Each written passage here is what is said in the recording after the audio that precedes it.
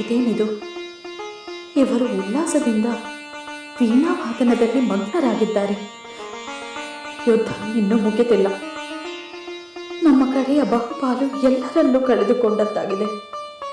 ಸೋದರ ಪುತ್ರರ ಸಾವಿನ ದುಃಖದಲ್ಲಿ ಜರ್ಜರಿತರಾಗಿದ್ದವರು ಈಗ ನೋಡಿದರೆ ಆನಂದದಿಂದ ವೀಣೆಯನ್ನು ನುಡಿಸುತ್ತಿದ್ದಾರೆ. ಏನಾಗಿದೆ ಇವರಿಗೆ? ಇವರು ದುಃಖ ಭಾರದಿಂದ ಭ್ರಾಂತಿಗೆ ಒಳಗಾಗಿಲ್ಲ ತಾನೆ?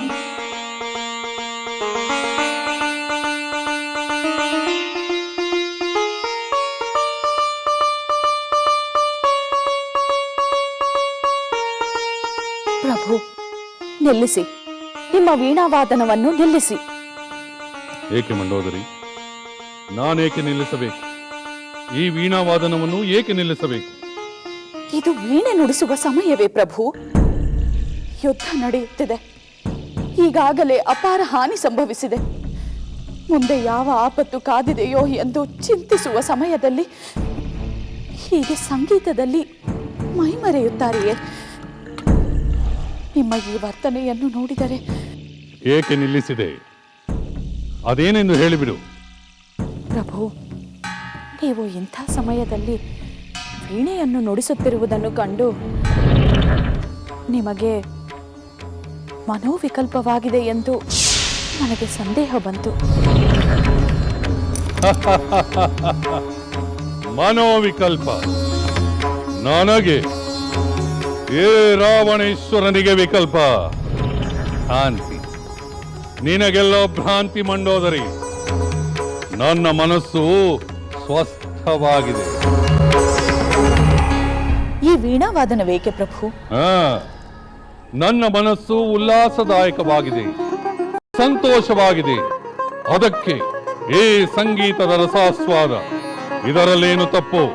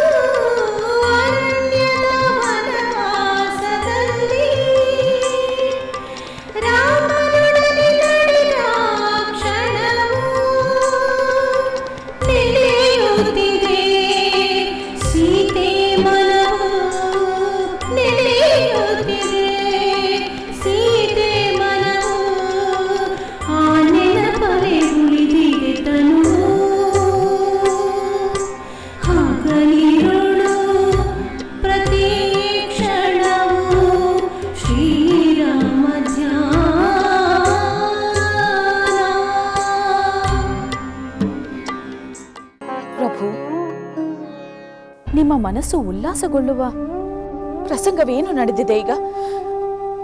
ನಮ್ಮ ಪ್ರೀತಿ ಪಾತ್ರರನ್ನು ಕಳೆದುಕೊಂಡಿದ್ದೇವೆ. ಗೆಲ್ಲುವ ಆಸೆ ದೂರ ದೂರ ಹೋಗುತ್ತಿದೆ. ಯಾವ ಕ್ಷಣದಲ್ಲಿ ವಾನರ ಸೇನೆಯೊಂದಿಗೆ ಆ ರಾಮ ಲಕ್ಷ್ಮಣರು ಲಂಕೆಯ ಅರಮನೆ ಮೇಲೆ ಆಕ್ರಮಣ ಮಾಡಿ ಸಂಪೂರ್ಣ ನಾಶ ಮಾಡುತ್ತಾರೋ ಎಂಬ ಭೀತಿ ಕಾಡುತ್ತಿದೆ. ಹೀಗಿರುವಾಗ ಸಂತೋಷದ ಘಟನೆ ಏನು ನಡೆದಿದೆ ಪ್ರಭು? ಆ ಘಟನೆ ಏನೆಂದು ನಿನಗೆ ನಾಳೆ ತಿಳಿಯುತ್ತದೆ. ಅದೇನೆಂದು ಈಗಲೇ ಹೇಳಲಾಗುವುದಿಲ್ಲವೇ? ಇಲ್ಲ, ಈಗ ಹೇಳಲಾಗುವುದಿಲ್ಲ ಮಂಡೋದರಿ. ನಾಳೆ ಸೂರ್ಯೋದಯದ ಒಳಗೆ ನಮ್ಮ ಶತ್ರುವು ಇಲ್ಲವಾಗುತ್ತಾನೆ. ನಮಗೆ ಬಂದಿದ್ದ ಆಪತ್ತು ಆತಂಕಗಳೆಲ್ಲ ನಿವಾರಣೆಯಾಗುತ್ತಿದೆ. ಇದು ಸತ್ಯ. ಪ್ರಭು, ಈಗ ರಾತ್ರಿಯಾಗಿದೆ. ನಾಳೆ ಬೆಳಗಿನವರೆಗೂ ಯುದ್ಧ ನಡೆಯುವುದಿಲ್ಲ. ಅಂದ ಮೇಲೆ ಶತ್ರುನಾಶ ಹೇಗಾಗುತ್ತದೆ ಪ್ರಭು? ಅದೇನೆಂದು ಹೇಳಲಾಗುವುದಿಲ್ಲ ಎಂದು ಹೇಳಿದನಲ್ಲ. ಒಟ್ಟಿನಲ್ಲಿ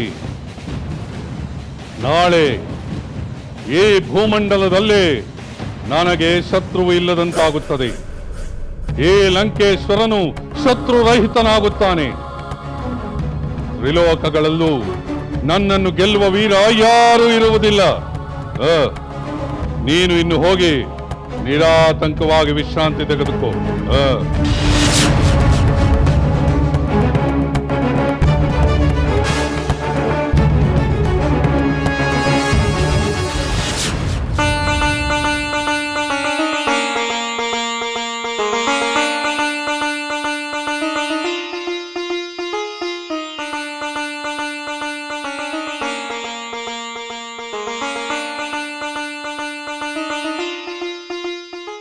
श्रीराम श्रीराम श्रीराम श्रीराम श्रीराम श्रीराम श्रीराम श्रीराम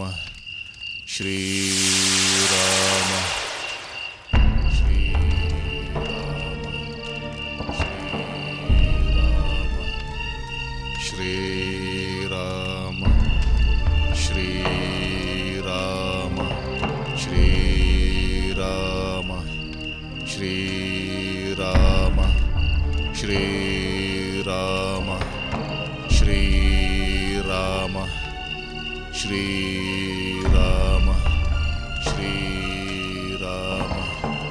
श्रीराम श्रीराम ಶ್ರೀರಾಮ ಶ್ರೀ ಮಹಾಬಲವಂತನಂತೆ ಕಾಣುವ ಈ ಕಪೀಶ್ವರನೇ ಹನುಮಂತನಿರಬೇಕು. ರಾವಣನು ಹೇಳಿದ ಎಲ್ಲ ಲಕ್ಷಣಗಳೂ ಇವನಲ್ಲಿ ಕಾಣುತ್ತಿವೆ. ಇವನ ಆಕಾರ ತೇಜಸ್ಸಿನಲ್ಲಿ ಧೀಮಂತನಂತೆ, ರಾಮಭಕ್ತಿಯಲ್ಲಿ ನಿಷ್ಠಾವಂತನಂತೆ ಕಾಣುತ್ತಿದ್ದಾನೆ.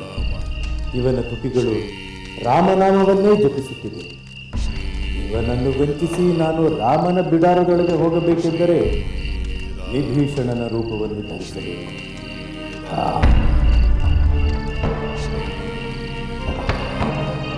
ಶ್ರೀರಾಮ ಶ್ರೀರಾಮ ಅಶೋಕವನದ ಸಿರಿವಾಸದಲ್ಲಿ ಅಸುರರು ಕಾಡು ಭಯದ ಕ್ಷಣದಲ್ಲಿ. ಅಶೋಕವನದ ಸಿರಿವಾಸದಲ್ಲಿ ಅಸುರರು ಕಾಡು ಭಯದ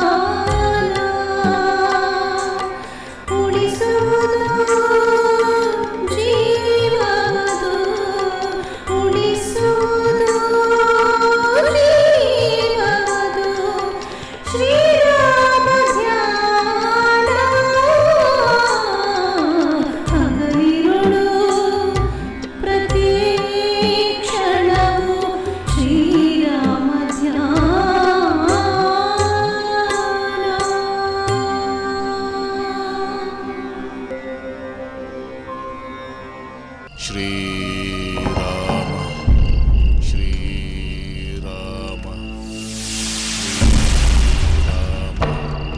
ಶ್ರೀರಾಮ ಶ್ರೀರಾಮ ಶ್ರೀರಾಮ ಶ್ರೀರಾಮ ಶ್ರೀರಾಮ ಶ್ರೀರಾಮ ಶ್ರೀರಾಮ ಯಾರು ಯಾರದು ಈ ಅವೇಳೆಯಲ್ಲಿ ನನ್ನ ಸ್ವಾಮಿಯ ಬಿಡಾರವನ್ನು ಪ್ರವೇಶಿಸುತ್ತಿರುವವರು ಯಾರು? ವಾನರ ಶ್ರೇಷ್ಠ ಹನುಮಂತ, ನಾನಲ್ಲದೆ ರಾಮನ ಬಿಡಾರವನ್ನು ಬೇರೆ ಯಾರು ತಾನೇ ಪ್ರವೇಶಿಸಲು ಸಾಧ್ಯ? ಓ ರಾಕ್ಷಸ ಶ್ರೇಷ್ಠ ವಿಭೀಷಣ, ಇದೇನು ಈ ಹೊತ್ತಿನಲ್ಲಿ ಇಲ್ಲಿ? ಆಂಜನೇಯ, ರಾಮಚಂದ್ರ ಪ್ರಭುವಿನ ಜೊತೆ ಒಂದು ಮುಖ್ಯ ವಿಚಾರವನ್ನು ಮಾತನಾಡಬೇಕಾಗಿತ್ತು. ವಿಭೀಷಣ, ರಾಮ ಲಕ್ಷ್ಮಣರು ನಿದ್ರೆ ಮಾಡುತ್ತಿದ್ದಾರೆ. ಅವರ ನಿದ್ರಾಭಂಗ ಮಾಡುವುದೇಕೆ? ಈ ವಿಷಯವನ್ನು ಸೂರ್ಯೋದಯವಾದ ಮೇಲೆ ಹೇಳಬಹುದಲ್ಲವೇ? ಹೌದು ಹನುಮಂತ, ಹೇಳಬಹುದು. ರಾಮಚಂದ್ರ ನಿದ್ರಾಭಂಗ ಮಾಡುವುದು ನನಗೂ ಸಂತೋಷದ ವಿಷಯವಲ್ಲ. ಆದರೆ ನಾಳೆ ಬೆಳಗಾದರೆ ಆ ರಾವಣ ಯುದ್ಧಕ್ಕೆ ಬರುತ್ತಾನೆ. ರಾಮಚಂದ್ರ ಪ್ರಭು ಅವನೊಂದಿಗೆ ಯುದ್ಧ ಮಾಡಲೇಬೇಕಾಗುತ್ತದೆ. ಆ ರಾವಣ ರಹಸ್ಯ ಶಕ್ತಿಯ ಬಗ್ಗೆ ಮೊದಲೇ ರಾಮಚಂದ್ರನಿಗೆ ತಿಳಿಸಿದರೆ ನಾಳೆ ಯುದ್ಧದಲ್ಲಿ ಪ್ರಯೋಜನಕ್ಕೆ ಬರುತ್ತದೆ. ಅದಕ್ಕೆ ಅದನ್ನು ಈಗಲೇ ತಿಳಿಸಲು ಬಂದೆ. ನೀನು ಅನುಮತಿ ನೀಡಿದರೆ ಆ ವಿಷಯವನ್ನು ರಾಮಚಂದ್ರನ ಜೊತೆಗೆ ನಿವೇದಿಸುತ್ತೇನೆ. ವಿಭೀಷಣ, ನಾವೆಲ್ಲ ರಾಮ ಕಾರ್ಯಕ್ಕೆ ಸಮರ್ಪಿಸಿಕೊಂಡವರು, ಅದರಲ್ಲೇ ಧನ್ಯತೆಯನ್ನೂ ಕಾಣುವವರು. ರಾಮ ಕಾರ್ಯಕ್ಕೆ ಸಹಾಯವಾಗುವ ವಿಷಯವನ್ನು ಹೇಳಲು ಹೊರಟಿರುವ ನಿಮಗೆ ನನ್ನ ಅನುಮತಿಯ ಅಗತ್ಯವಿಲ್ಲ. ನೀನು ಒಳಗೆ ಹೋಗಬಹುದು ವಿಭೀಷಣ. ಬಹಳ ಸಂತೋಷ ಹನುಮಂತ.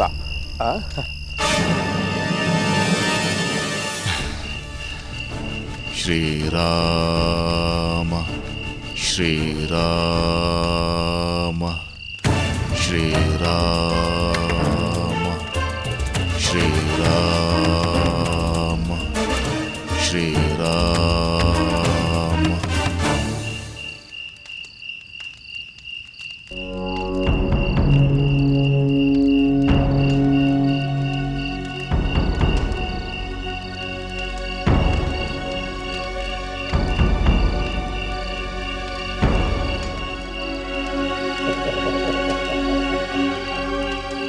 ಮಹಾವೀರನಾದ ಹನುಮಂತನು ನನ್ನನ್ನು ಗುರುತಿಸಲಿಲ್ಲ.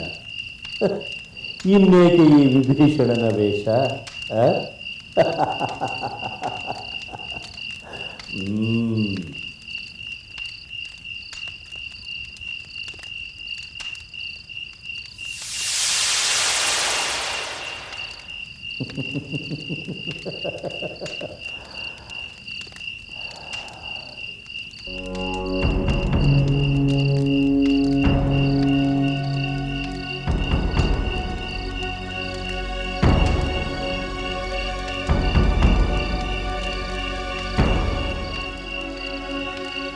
ಎಂತಹ ಸುಂದರ ಯುಗ, ಎಂತಹ ತೇಜಸ್ಸು! ನಿಜವಾಗಲೂ ಇವನು ಪುರುಷೋತ್ತಮ. ದೀರ್ಘ ಬಾಹುವುಳ್ಳ ಈತ ಪರಾಕ್ರಮಿಯಾದುದರಿಂದಲೇ ಖರದೂಷಣರನ್ನು, ರಾಕ್ಷಸ ವೀರರನ್ನು ಸಂಹಾರ ಮಾಡಿದ್ದಾನೆ. ಇವನಿಗೆ ರಾವಣ ಭೀತಿಗೊಂಡಿದ್ದರಲ್ಲಿ ಆಶ್ಚರ್ಯವೇನಿಲ್ಲ. ಈ ಯುದ್ಧದಲ್ಲಿ ಇವನೇ ರಾವಣನನ್ನು ಧೂಳೀಪಟ ಮಾಡಿದರೂ ಆಶ್ಚರ್ಯಪಡಬೇಕಾಗಿಲ್ಲ. ಇವನಿಂದ ನನ್ನ ಮಿತ್ರ ರಾವಣನನ್ನು ನಾನು ರಕ್ಷಿಸಲೇಬೇಕು. ನಾನು ಈ ಕೂಡಲೇ ಈ ರಾಮ ಲಕ್ಷ್ಮಣರನ್ನು ಪಾತಾಳ ಲೋಕಕ್ಕೆ ತೆಗೆದುಕೊಂಡು ಹೋಗಿ ಕಂಕಣ ದೇವಿಗೆ ಬಲಿ ಕೊಡುತ್ತೇನೆ.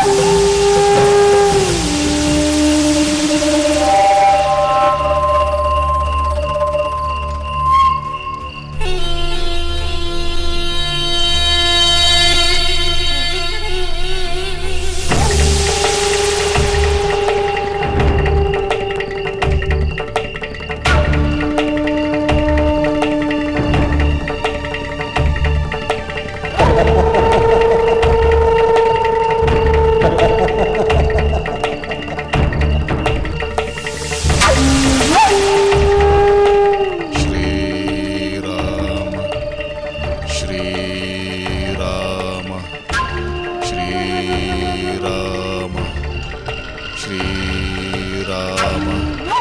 ಶ್ರೀರಾಮ ಶ್ರೀರಾಮ.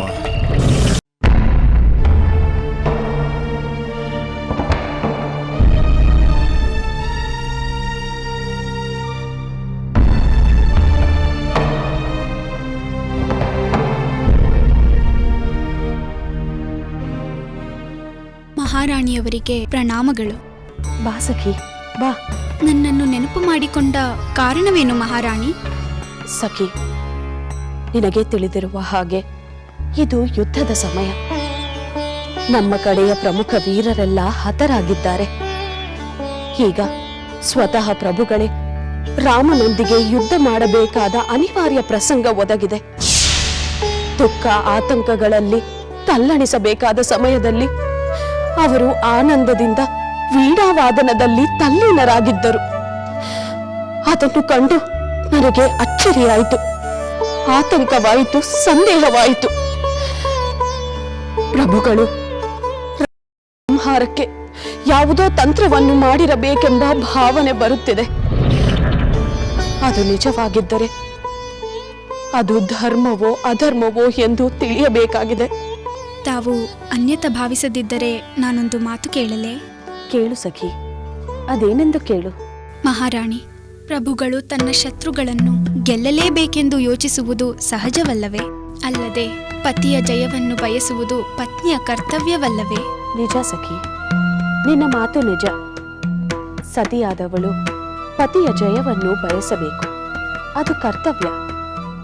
ಅದರಂತೆ ಪತಿ ಅಧರ್ಮದಿಂದ ನಡೆಯುತ್ತಿದ್ದರೆ ಅವನನ್ನು ಧರ್ಮದ ದಾರಿಯಲ್ಲಿ ನಡೆಯುವಂತೆ ಮಾಡುವುದು ಸತಿಯ ಕರ್ತವ್ಯವಲ್ಲವೇ?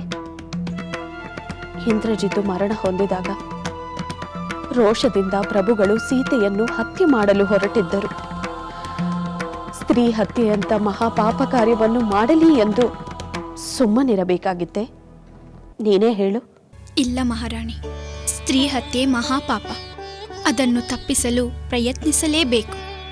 ಈಗಲೂ ಅಂತಹ ಅಧರ್ಮ ಕಾರ್ಯ ನನ್ನ ಪತಿಯಿಂದ ನಡೆಯಬಾರದು ಎಂದು ನಾನು ಬಯಸುತ್ತಿದ್ದೇನೆ. ಈಗ ನೀನು ಹೀಗೆ ಮಾಡು. ಅವರ ಜೊತೆಗೆ ಇದ್ದು ಅವರು ಯಾವ ತಂತ್ರವನ್ನು ಹೂಡಿದ್ದಾರೆಂದು ಕಂಡುಹಿಡಿದು ನೀನು ಬಂದು ನನಗೆ ಹೇಳು. ನಂತರ ಏನು ಮಾಡಬಹುದೆಂದು ನೋಡೋಣ. ಹಾಗೇ ಆಗಲಿ ಮಹಾರಾಣಿ.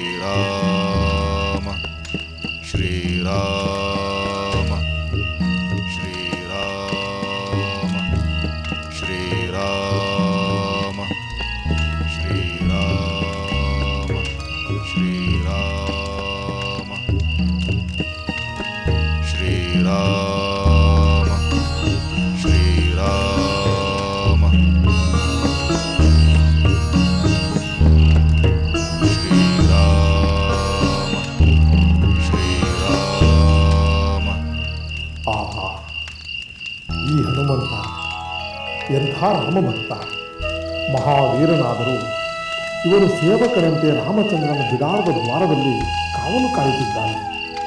ಇವನನ್ನು ಎಚ್ಚರಗೊಳಿಸಿ ಇವನ ಧ್ಯಾನಕ್ಕೆ ಭಂಗ ತರುವುದಿಲ್ಲ. ನಾನು ರಾಮನ ಬಳಿಗೆ ಹೋಗಿ ಮಾತನಾಡಿ ಹೋಗುತ್ತೇನೆ. ಶ್ರೀರಾಮ ಶ್ರೀರಾಮ ಶ್ರೀರಾಮ ಶ್ರೀರಾಮ ಶ್ರೀರಾಮ ಶ್ರೀರಾಮ ಶ್ರೀರಾಮ.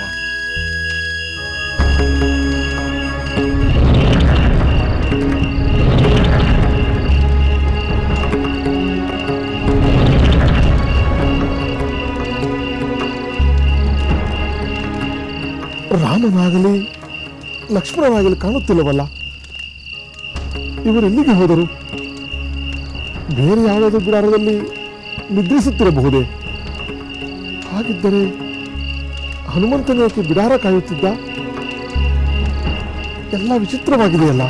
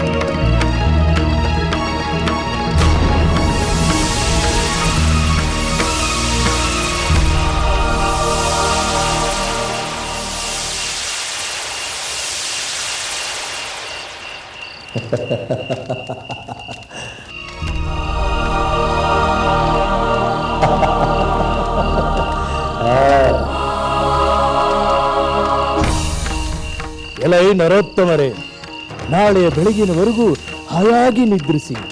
ನಾಳೆ ಸೂರ್ಯೋದಯವಾದ ನಂತರ ನನ್ನ ಆರಾಧ್ಯ ದೈವವಾದ ಕಂಕಣ ದೇವಿಗೆ ಬಲಿಯಾಗಿ ಚಿರನಿದ್ರೆಯನ್ನು ಪಡೆಯುವಿರಿ.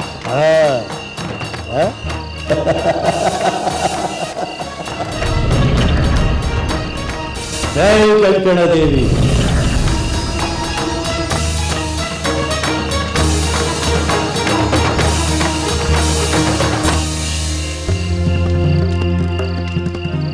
ನನ್ನ ಸಹೋದರ ಐರಾವಣ ದೇವಿಗೆ ಬಲಿ ಕೊಡಲು ಯಾರೋ ಮಾನವರನ್ನು ಭೂಲೋಕದಿಂದ ತಂದಿರುವಂತಿದೆಯಲ್ಲ.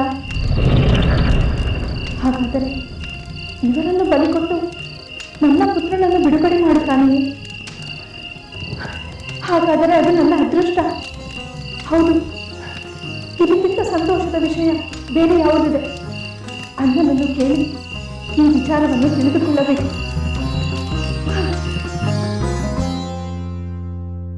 ಮಹಾರಾಣಿಯವರಿಗೆ ಪ್ರಣಾಮಗಳು. ಸಖಿ, ಬಂದೆಯಾ? ಏನಾದರೂ ವಿಷಯ ತಿಳಿಯಿತೆ? ತಿಳಿಯಿತು ಮಹಾರಾಣಿ. ಹೌದೇ? ಅದೇನೆಂದು ಬೇಗ ಹೇಳು ಸಖಿ. ಅದೇನಾದರೂ ಅಧರ್ಮದ ಕಾರ್ಯವಾಗಿದ್ದರೆ ಅದನ್ನು ತಪ್ಪಿಸಲು ನಾನು ಪ್ರಯತ್ನಿಸುತ್ತೇನೆ. ಮಹಾರಾಣಿ, ಈ ಘಟನೆಯಲ್ಲಿ ಪ್ರಭುಗಳ ಧರ್ಮವಿದೆಯೋ ಅಧರ್ಮವಿದೆಯೋ ನನಗೆ ತಿಳಿಯದು. ಆದರೆ ರಾಮ ಲಕ್ಷ್ಮಣರು ತಮ್ಮ ಬಿಡಾರದಲ್ಲಿ ನಿದ್ರಿಸುತ್ತಿದ್ದವರು ಕಾಣೆಯಾಗಿರುವರಂತೆ. ಕಾಣೆಯಾಗಿದ್ದಾರೆಂದರೆ? ಹನುಮಂತ ಹೊರಗೆ ಕಾಯುತ್ತಲೇ ಇದ್ದನಂತೆ. ಆದರೆ ರಾಮ ಲಕ್ಷ್ಮಣರು ಬಿಡಾರದಲ್ಲಿ ಇಲ್ಲ. ಅಂದರೆ ಯಾವುದೋ ಮಾಯಾಶಕ್ತಿಯ ಪ್ರಯೋಗವಾಗಿದೆಯೇ? ಅದಕ್ಕೆ ಪ್ರಭುಗಳೇ ಕಾರಣವೇ? ಅದು ತಿಳಿಯದು ಮಹಾರಾಣಿ. ಇರಲಿ, ಆ ರಹಸ್ಯವನ್ನು ನಾನು ಪ್ರಭುಗಳಿಂದಲೇ ತಿಳಿಯಲು ಪ್ರಯತ್ನಿಸುತ್ತೇನೆ. ನೀನಿನ್ನು ಹೋಗು. ಆಗಲಿ ಮಹಾರಾಣಿ.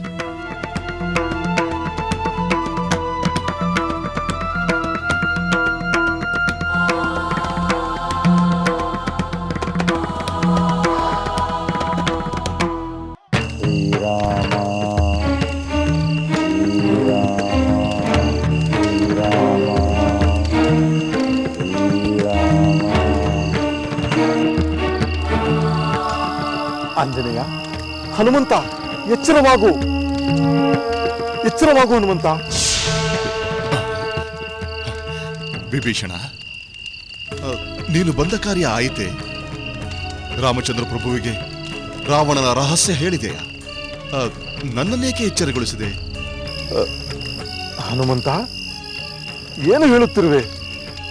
ರಾಮಚಂದ್ರನಿಗೆ ರಾವಣನ ವಿಷಯವನ್ನು ತಿಳಿಸಲು ನಾನು ಈಗ ತಾನೇ ಬಂದೆ. ನೀನು ರಾಮ ಧ್ಯಾನದಲ್ಲಿದ್ದುದರಿಂದ ನಿನ್ನನ್ನು ಎಚ್ಚರಿಸದೆ ನಾನು ಒಳಗೆ ಹೋದೆ. ಅಲ್ಲಿ ರಾಮನೂ ಇಲ್ಲ, ಲಕ್ಷ್ಮಣನೂ ಇಲ್ಲ. ಅವರು ಎಲ್ಲಿರುವರೆಂದು ಕೇಳಲು ನಿನ್ನನ್ನು ಎಚ್ಚರಿಸಬೇಕಾಯಿತು. ವಿಭೀಷಣ, ಇದೇನಿದು? ಯಾವುದೋ ರಾವಣನ ರಹಸ್ಯವನ್ನು ಹೇಳಬೇಕೆಂದು ಆಗಲೇ ಬಂದು ನನ್ನ ಜೊತೆ ಮಾತನಾಡಿ ಒಳಗೆ ಹೋದೆಯಲ್ಲ? ಇಲ್ಲ ವಾನರ ಶ್ರೇಷ್ಠ, ನಾನು ಈಗ ತಾನೇ ಬಂದದ್ದು. ಒಳಗೆ ರಾಮ ಲಕ್ಷ್ಮಣರು ಇಲ್ಲದಿರುವುದನ್ನು ಕಂಡು ಹೊರಗೆ ಬಂದೆ. ನಿಜವಾಗಲೂ ಒಳಗೆ ರಾಮ ಲಕ್ಷ್ಮಣರು ಇಲ್ಲವೇ? ಇಲ್ಲ ಹನುಮಂತ, ಅವರೆಲ್ಲಿಗೆ ಹೋದರು?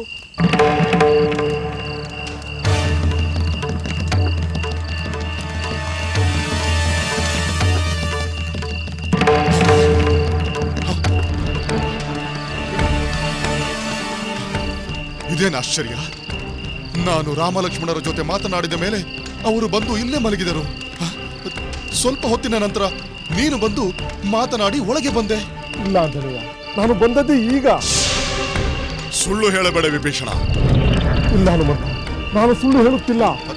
ಹಾಗಾದರೆ ನಾನು ಸುಳ್ಳು ಹೇಳುತ್ತಿದ್ದೇನೇನು? ಎಂದಾದರೂ ನಾನು ಸುಳ್ಳು ಹೇಳಿದ್ದೇನೇನು? ಆಂಜನೇಯ, ನೀನು ಸುಳ್ಳು ಹೇಳುತ್ತಿರುವೆಂದು ನಾನು ಹೇಳುತ್ತಿಲ್ಲ. ನಾನು ಸುಳ್ಳು ಹೇಳುತ್ತಿಲ್ಲ ಎಂಬುದನ್ನು ನಂಬಿಸುತ್ತಿದ್ದೇನೆ. ರಾಮ ಲಕ್ಷ್ಮಣರು ಇಲ್ಲಿ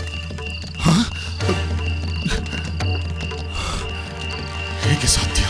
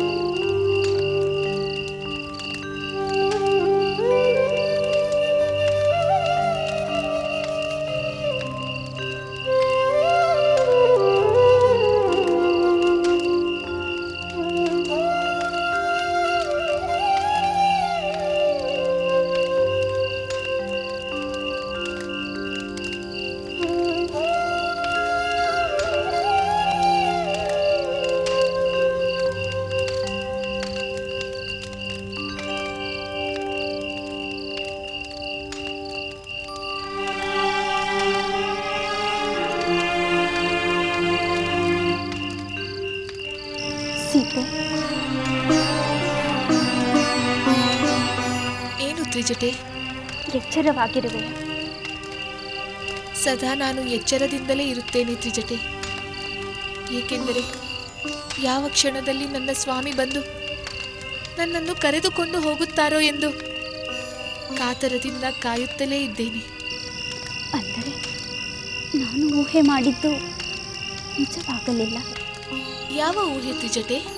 ನಿನ್ನ ಸ್ವಾಮಿ ನಿನ್ನನ್ನು ಕಾಣಲು ಇಲ್ಲಿಗೆ ಬಂದಿರಬಹುದು ಎಂದು ಊಹೆ ಮಾಡಿದ್ದೆ. ಅದು ಸುಳ್ಳಾಯಿತು. ನಿನ್ನ ಮಾತು ವಿಚಿತ್ರವಾಗಿದೆ ತ್ರಿಜಟೆ. ನಿನಗೇಕೆ ಅಂಥ ಯೋಚನೆ ಬಂತು? ಏನಾಯಿತು? ವಾನರ ವೀರರೆಲ್ಲ ಆತಂಕಗೊಂಡಿದ್ದಾರೆ. ರಾಮ ಲಕ್ಷ್ಮಣರು ತಮ್ಮ ಬಿಡಾರದಲ್ಲಿ ಇಲ್ಲವಂತೆ. ತಮ್ಮ ಬಿಡಾರದಲ್ಲಿ ಇಲ್ಲ ಎಂದರೆ? ಬಿಡಾರದಲ್ಲಿ ನಿದ್ರಿಸುತ್ತಿದ್ದವರು ಕಾಣೆಯಾಗಿರುವರಂತೆ. ವಿಭೀಷಣ ಪ್ರಭುಗಳು ಒಳಗೆ ಹೋದಾಗ ಅವರು ಅಲ್ಲಿಲ್ಲದಿರುವುದನ್ನು ಕಂಡರಂತೆ. ನನ್ನನ್ನು ನೋಡುವ ಆಸೆಯಿಂದ ಅವರು ಇಲ್ಲಿಗೆ ಬಂದಿರಬಹುದೇ ಎಂದು ಊಹೆ ಮಾಡಿ ನಾನು ಇಲ್ಲಿಗೆ ಬಂದೆ. ಅಯ್ಯೋ, ಇನ್ನೊಂದು ಹೊಸ ಸಂಕಟ ಪ್ರಾಪ್ತವಾಯಿತಲ್ಲ. ರಾವಣನ ವಧೆಯಾಗದೆ ನನ್ನ ಸ್ವಾಮಿ ನನ್ನನ್ನು ನೋಡಲು ಬರುವುದಿಲ್ಲ. ಯಾವುದೋ ರಾಕ್ಷಸ ಮಾಯೆ ಅವರನ್ನು ಮರೆ ಮಾಡಿರಬೇಕು. ಎಲ್ಲಿ ಹೋದರು? ಏನಾದರೂ ನಾನು ಹೇಗೆ ತಿಳಿಯಲಿ ತ್ರಿಜಟೆ? ದುಃಖಿಸಬೇಡ ಸೀತೆ, ನಾನು ಬೇಗನೆ ಎಲ್ಲವನ್ನು ತಿಳಿದು ಬಂದು ಹೇಳುತ್ತೇನೆ.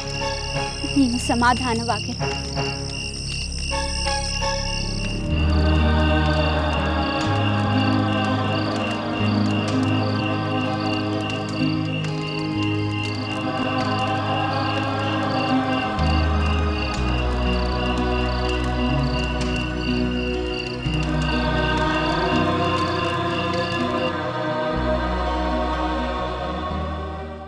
ಯೋಚಿಸು ವಿಭೀಷಣ, ಚೆನ್ನಾಗಿ ಆಲೋಚಿಸು. ರಾಮ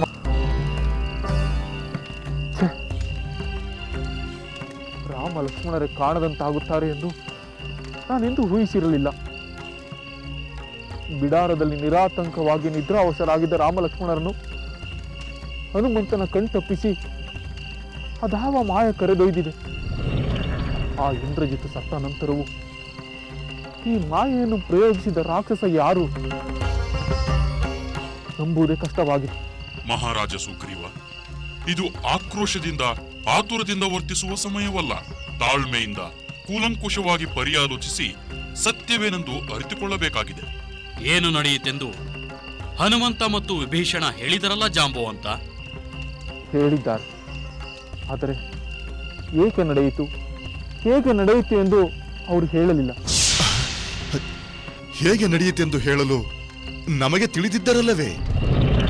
ವಿಭೀಷಣನ ವೇಷದಲ್ಲಿ ಯಾರೋ ಶ್ರೀರಾಮಚಂದ್ರನ ಶಿಬಿರಕ್ಕೆ ಪ್ರವೇಶ ಮಾಡುತ್ತಾರೆಂದು ನಾನು ಊಹೆ ಮಾಡುವುದಾದರೂ ಸಾಧ್ಯವೇ?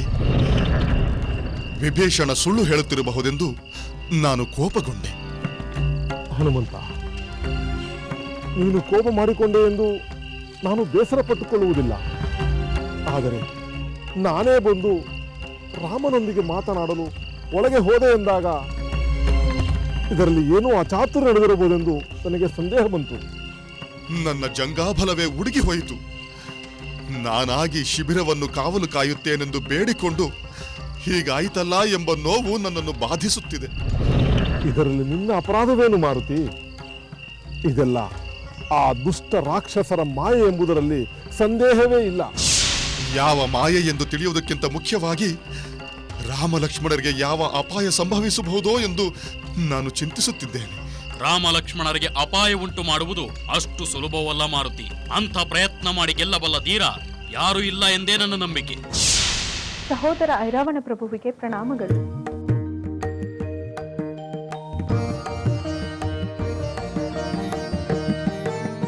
ದೀರ್ಘಾಯುಷಿಯಾಗು ಎಂದು ಆಶೀರ್ವಾದ ಮಾಡುವ ಸ್ಥಿತಿಯಲ್ಲಿ ನಾನಿಲ್ಲ. ಸೋದರಿ ದುರ್ದುಂಬೆ, ಇಷ್ಟು ಹೊತ್ತಿನಲ್ಲಿ ಬಂದಿಲ್ಲ. ಏನಾದರೂ ವಿಶೇಷವಿತ್ತೆ?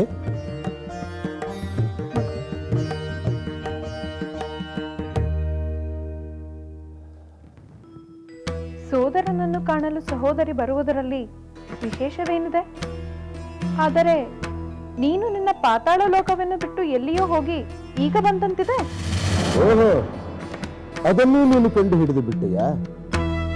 ಹೌದು, ನಾನು ಪಾತಾಳದಿಂದ ಹೊರಗೆ ಹೋಗಿದ್ದು ನಿಜ. ಭೂಲೋಕಕ್ಕೆ ಹೋಗಿ ನನ್ನ ಮಿತ್ರನನ್ನು ಕಂಡು ಹಿಂದಿರುಗಿ ಬರುತ್ತಿದ್ದೇನೆ.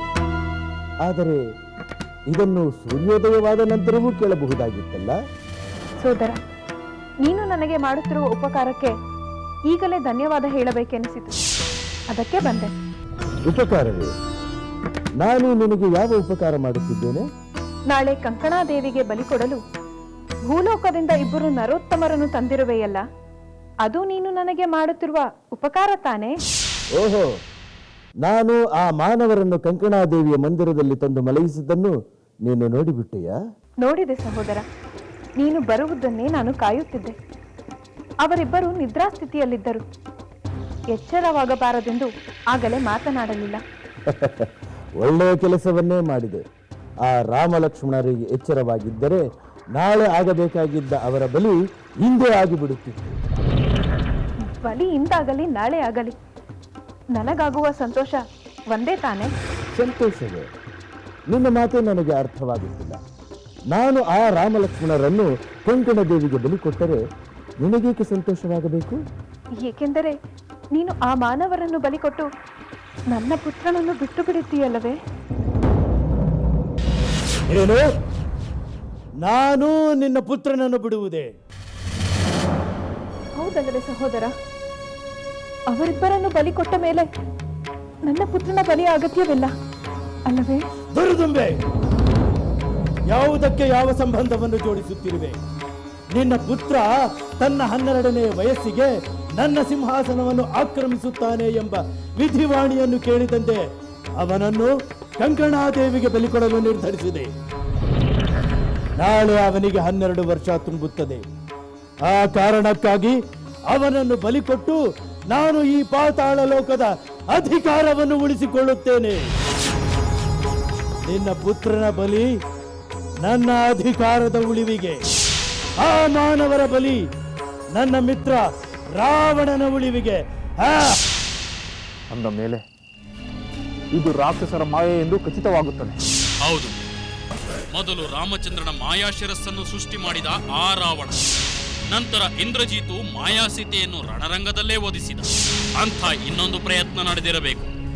ಆ ಸಂದರ್ಭದಲ್ಲಿ ನಮಗೆ ಧೈರ್ಯ ಹೇಳಿ ಅದು ರಾಕ್ಷಸರದ್ದೇ ಮಾಯೆ ಎಂದು ಹೇಳಿದ ವಿಭೀಷಣನೇ ಈಗಲೂ ನಮಗೇನಾದರೂ ದಾರಿ ತೋರಿಸಬೇಕು. ಹೌದು ವಿಭೀಷಣ, ರಾವಣನ ಕಡೆಯವರನ್ನೆಲ್ಲ ಬಲ್ಲ ನೀನೇ ಇದು ಯಾರ ಕೆಲಸವಿರಬಹುದೆಂದು ಹೇಳಬೇಕು. ಹೌದು ವಿಭೀಷಣ, ನಿನ್ನನ್ನು ಬಿಟ್ಟು ನಮಗೆ ಬೇರೆ ಯಾರು ಕಾಣುತ್ತಿಲ್ಲ. ರಾಮ ಲಕ್ಷ್ಮಣರು ಸುರಕ್ಷಿತವಾಗಿ ಹಿಂದಿರುಗಲು ನೀನೇ ಪ್ರಯತ್ನ ಪಡಬೇಕು. ಸುಗ್ರೀವ, ಇಂದ್ರಜಿತ್ತು ಬದುಕಿದ್ದರೆ ಅವನೇ ಈ ಕಾರ್ಯ ಮಾಡಿದವನೆಂದು ಹೇಳಿಬಿಡಬಹುದಾಗಿತ್ತು. ಆತನಿಗಿದ್ದ ಶಕ್ತಿ ಬೇರೆ ಯಾವ ರಾಕ್ಷಸ ವೀರನಿಗೂ ಇಲ್ಲ. ಮಾರೀಚನೆಂಬ ರಾಕ್ಷಸನೊಬ್ಬನಿದ್ದ. ಅವನೂ ಕೂಡ ರಾಮಬಾಣಕ್ಕೆ ಬಲಿಯಾದ. ರಾವಣನಿಗೆ ನನ್ನಂತೆ ವೇಷ ಬದಲಿಸುವ ಸಾಮರ್ಥ್ಯವಿಲ್ಲ. ಅಂಥ ರಾಕ್ಷಸ ಯಾರಿರಬಹುದೆಂದು ಯೋಚಿಸಿ ಹೇಳಬೇಕು. ಯೋಚಿಸು ವಿಭೀಷಣ, ಚೆನ್ನಾಗಿ ಆಲೋಚಿಸು. ರಾಮ ಲಕ್ಷ್ಮಣರನ್ನು ಕಾಣದೆ ನಮ್ಮೆಲ್ಲ ಜೀವಗಳು ಚಡಪಡಿಸುತ್ತಿವೆ.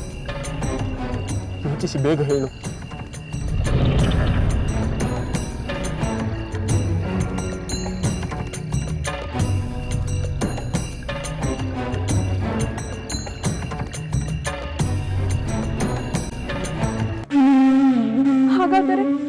ಹಾಗಾದರೆ ನೀನು ನನ್ನ ಪುತ್ರನನ್ನು ಉಳಿಸುವುದಿಲ್ಲವೇ? ಸಾಧ್ಯವಿಲ್ಲ. ಅವನನ್ನು ಉಳಿಸಿ ನಾನು ಅಳಿಯಲೇ? ಎಂದಿಗೂ ಸಾಧ್ಯವಿಲ್ಲ. ವಿಧಿವಾಣಿಯನ್ನು ಕೇಳಿದಂತೆ ನಾನು ಅವನನ್ನು ಕೊಲ್ಲಬಹುದಾಗಿತ್ತು. ಆದರೆ ನೀನು ನನ್ನ ಸಹೋದರಿ ಎಂಬ ಒಂದೇ ಒಂದು ಕಾರಣಕ್ಕೆ 12 ವರ್ಷ ಅವನಿಗೆ ಜೀವದಾನ ಮಾಡಿದ್ದೇನೆ. ಮುಂದೆ ಅದು ಸಾಧ್ಯವಿಲ್ಲ. ನಾಳೆ ಅವನ ಅಳಿವು ನನ್ನ ಅಧಿಕಾರದ ಉಳಿವು. ಗುರುದುಂಬೆ, ನೀನು ನಿನ್ನ ಮಗನ ಬಲಿದಾನಕ್ಕೆ ಸಿದ್ಧಳಾಗಲೇಬೇಕು. ಬೇಡ ಸಹೋದರ, ಬೇಡ. ಇರುವ ಒಬ್ಬ ಮಗನನ್ನು ಕೊಲ್ಲಬೇಡ.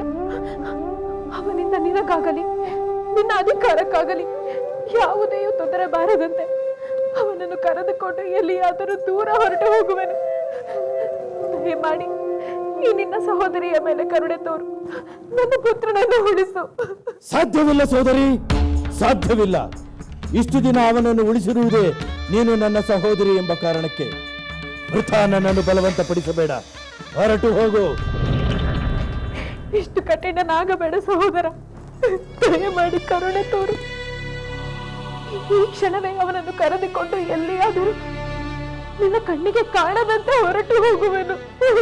ಇಲ್ಲ ದುರ್ದುಂಬೆ, ನಾನು ಕರಗುವುದಿಲ್ಲ. ವಿಧಿಯ ಮಾತಿನ ಮೇಲೆ ನನಗೆ ನಂಬಿಕೆ ಇದೆ. ನಿನ್ನ ಮಗನು ಜೀವಂತವಾಗಿದ್ದಲ್ಲಿ ಎಲ್ಲಿದ್ದರೂ ನನಗೆ ಕಂಟಕನಾಗುತ್ತಾನೆ.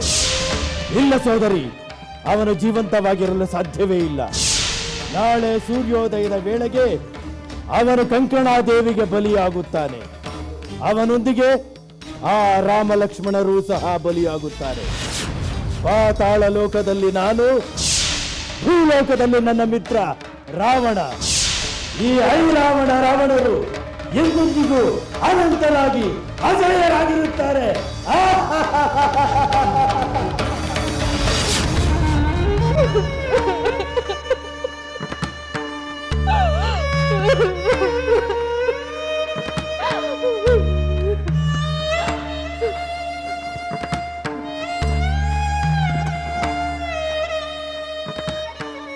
ಇಲ್ಲ, ಹಾಗಾಗಬಾರದು. ಆಗಲು ನಾನು ಬಿಡುವುದಿಲ್ಲ. ನನ್ನ ಪುತ್ರನು ಉಳಿಯಬೇಕು, ಆ ರಾಮ ಲಕ್ಷ್ಮಣರು ಉಳಿಯಬೇಕು. ರಾವಣ ಐರಾವಣರ ನಾಶವಾಗಬೇಕು. ಹೌದು, ನಾಶವಾಗಲೇಬೇಕು, ನಾಶವಾಗಲೇಬೇಕು.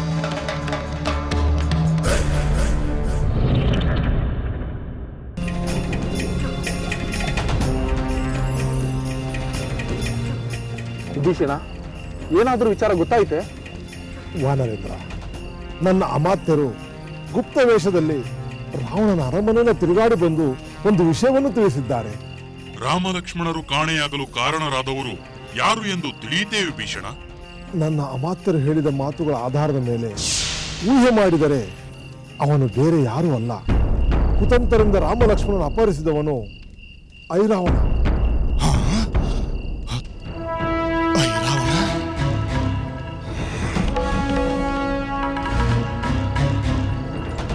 ಇವನಾರು ವಿಭೀಷಣ?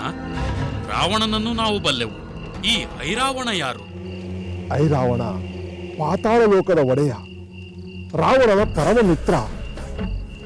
ರಾವಣನ ಸಹಾಯಕ್ಕೆ ಐರಾವಣ ಪಾತಾಳ ಲೋಕದಿಂದ ಬಂದಿದ್ದಾನೆ. ಒಂದೆಡೆ ರಾವಣ ಐರಾವಣ ಮಾತನಾಡುತ್ತಿದ್ದು ನನ್ನ ಚಾರರ ಕಿವಿಗೆ ಬಿದ್ದಿದೆ.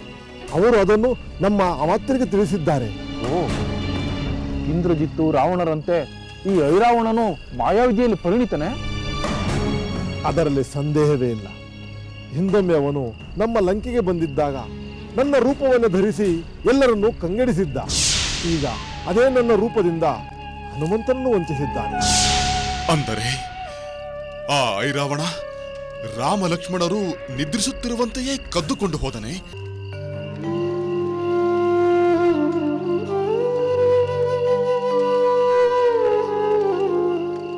ಸೀತೆ, ನಮ್ಮ ಚಾರರು ರಾಮ ಲಕ್ಷ್ಮಣರಿಗೆ ಸಂಬಂಧಿಸಿದಂತೆ ಒಂದು ವಿಚಾರವನ್ನು ತಿಳಿಸಿದರು. ಅಂದರೆ ರಾಮ ಲಕ್ಷ್ಮಣರು ಎಲ್ಲಿದ್ದಾರೆಂದು ತಿಳಿಯಿತೆ? ಅವರೀಗ ತಮ್ಮ ಬಿಡಾರದಲ್ಲಿರುವರೇ? ಇಲ್ಲ ಸೀತೆ, ಅವರಿನ್ನೂ ಬಂದಿಲ್ಲ. ಆದರೆ ಅವರು ಕಾಣೆಯಾಗಲು ಯಾರು ಕಾರಣ ಎಂಬ ವಿಷಯ ತಿಳಿಯಿತು. ಯಾರು ತ್ರಿಜಟೆ? ಅಂತಹ ದುಸ್ಸಾಹಸ ಮಾಡಿದವರು ಯಾರು? ರಾಮ ಲಕ್ಷ್ಮಣರು ಕಾಣೆಯಾಗುವಂತೆ ಮಾಡಿದವನು ಐರಾವಣ. ಐರಾವಣ? ಅವನಾರು ತ್ರಿಜಟೆ? ದಶಕಂಠ ರಾವಣ ಲಂಕೆಯ ಅಧಿಪತಿ, ಆದರೆ ಐರಾವಣ ಪಾತಾಳ ಲೋಕದ ಅಧಿಪತಿ. ಅವನೇ ರಾಮ ಲಕ್ಷ್ಮಣರನ್ನು ಪಾತಾಳಕ್ಕೆ ಹೊತ್ತೊಯ್ದಿದ್ದಾನೆಂದು ರಾಮನ ಬಿಡಾರದ ಬಳಿ ಮಾತಾಡಿಕೊಳ್ಳುತ್ತಿದ್ದರಂತೆ. ವಿಚಿತ್ರವಾಗಿದೆ ತ್ರಿಜಟೆ. ಅವನೇಕೆ ರಾಮ ಲಕ್ಷ್ಮಣರನ್ನು ಹೊತ್ತೊಯ್ಯಬೇಕು? ನನ್ನ ಸ್ವಾಮಿ ಅವನಿಗೇನು ಕೇಡು ಮಾಡಿದ್ದಾರೆ? ನಿಜ ಸೀತೆ, ರಾಮ ಲಕ್ಷ್ಮಣರು ಅವನ ಶತ್ರುಗಳಲ್ಲ. ಆದರೆ ರಾವಣ ಆ ಐರಾವಣನ ಪರಮ ಮಿತ್ರ. ಏನು? ಆ ಐರಾವಣ ರಾವಣನ ಮಿತ್ರನೇ? ಹೌದು ಸೀತೆ.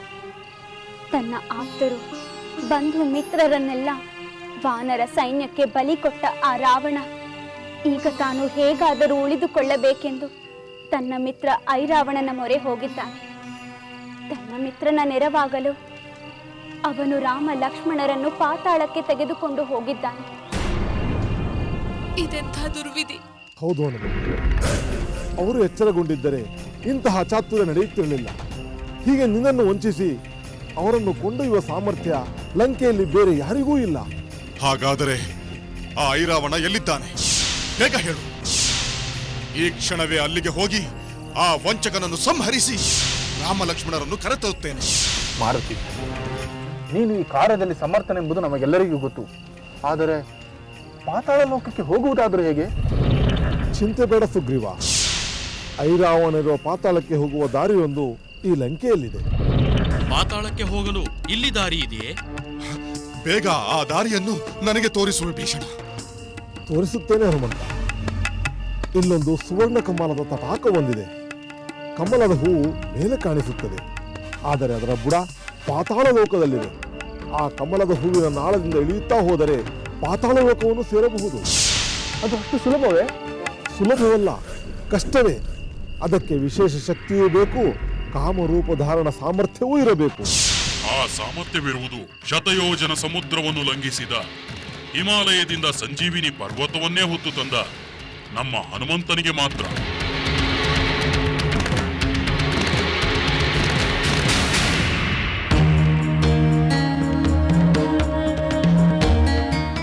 ಪ್ರಣಾಮಗಳು ಪ್ರಭು. ಮತ್ತೇಕೆ ಬಂದೆ ಮಂಡೋದರಿ? ಮತ್ತಾವ ಪ್ರಶ್ನೆ? ನನ್ನ ಪ್ರಶ್ನೆಗೆ ಉತ್ತರ ಸಿಕ್ಕಿತು ಎಂದು ಹೇಳಿ ಹೋಗಲು ಬಂದೆ. ನಿನ್ನ ಯಾವ ಪ್ರಶ್ನೆಗೆ ಯಾವ ಉತ್ತರ ಸಿಕ್ಕಿತು? ಆತಂಕದ ಸಂದರ್ಭದಲ್ಲಿ ಆನಂದದಿಂದ ಹೇಗೆ ವೀಣೆಯನ್ನು ನುಡಿಸುತ್ತಿದ್ದಿರಿ ಎಂಬ ಪ್ರಶ್ನೆಗೆ ಉತ್ತರ ಸಿಕ್ಕಿದೆ.